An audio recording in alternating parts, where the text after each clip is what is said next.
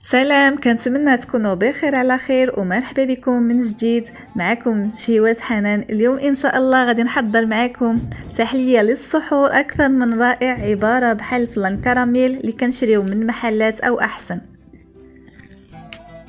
فلان كراميل مصايبينه في الدار، عارفين شنو فيه وبدون مواد محافظه، هذا هو الاهم. وصدقوني المذاق ديالو كيجي غزال متماسك. تابعوا معايا المراحل، فرجه ممتعه، بقاو معايا.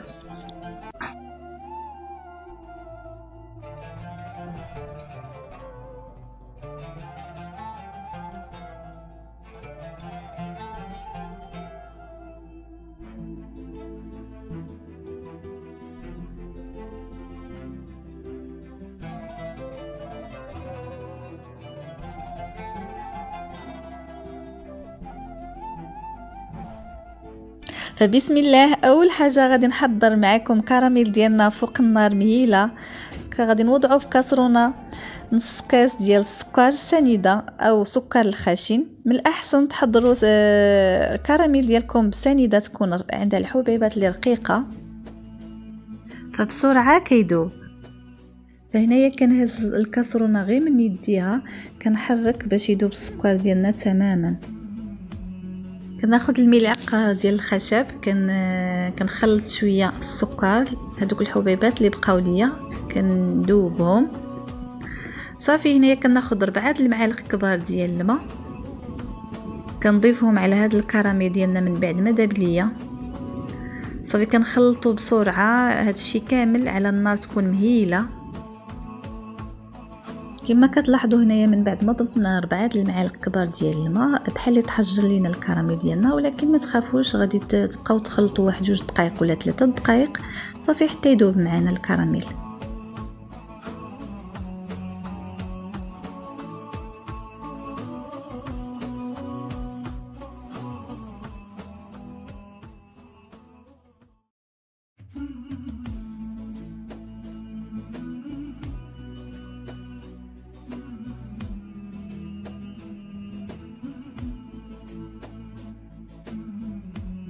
من بعد ما داب ليا السكر تماما تحول ليا الكراميل، ما تخليوش على النار حتى ياخذ واحد اللون ديالو، يجي فيه واحد المروره صافي. من بعد ما يذوب ليا كنطفيو عليه مباشر حتى يبرد ليا شويه، 1 دقيقه عاد كندوز كنوضعو في الكؤوس ديالنا.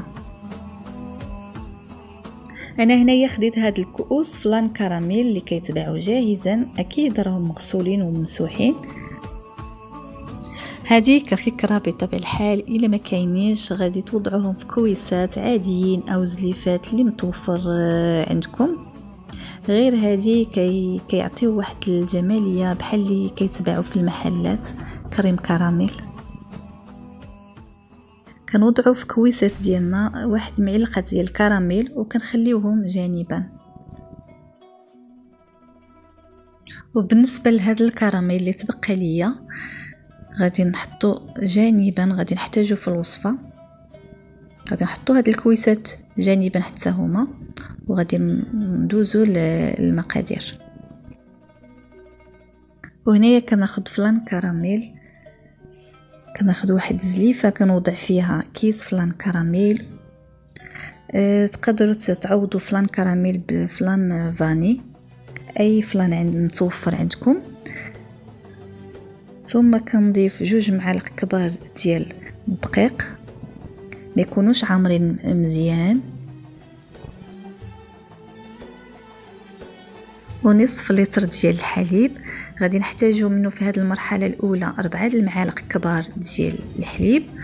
غادي نضيفو على الدقيق وفلان، غادي نخلطو باش ما يبقاش لينا دوك التكتلات ديال الدقيق. كنضيفو شويه شويه الحليب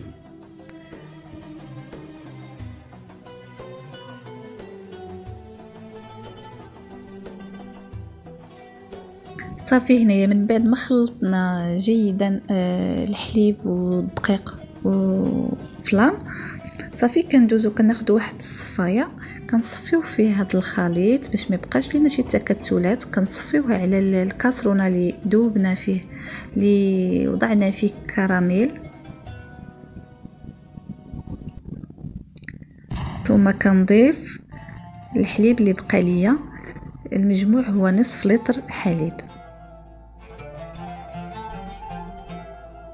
كنصفيوه جيدا كما كتلاحظوا، كيبقى لينا التكتلات ديال الدقيق صافي. وكنضيف الحليب.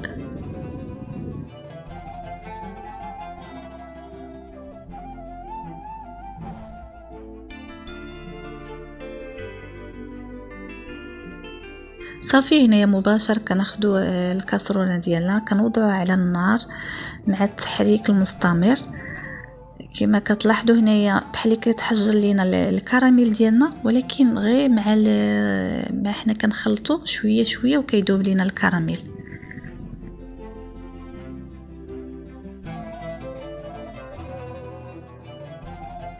صافي مع التحريك المستمر على النار هادئه صافي. هنايا كما كيبان لكم راه داير واحد الغليه صافي. من بعد ما يغلي لينا الخليط ديالنا كنطفيو عليه. هنايا مباشر كنوضعوا الخليط على الكريم كراميل اللي وضعنا في الكويسات. بالنسبه لهذه الكميه عطات لي 6 الكويسات كما كتلاحظوا. كما كتلاحظوا هنايا فلان الكراميل ديالنا راه تماسك ليا. خليته 4 السوايع. كنأكد تخليوه يبرد مزيان باش ينجح معكم فلان كراميل. صافي هنايا من بعد ما برد ليا فلان كراميل تماما، هو كل ما برد كيزيد كيتماسك وكيجي ألذ. صافي هنايا كنقدم الكويسات ديالي في الطبق او في الطبسيل ديال التقديم. كما كتلاحظوا كنحاول كنضغط عليه شويه صافي وكيهبط بكل سهوله. كما كتلاحظوا معايا وكينزل معاه الكراميل ديالو. صدقوني صراحه كيجي اكثر من رائع. غادي نعاود معكم واحد الكويس اخر. كما كتلاحظوا صراحه نتيجه رائعه.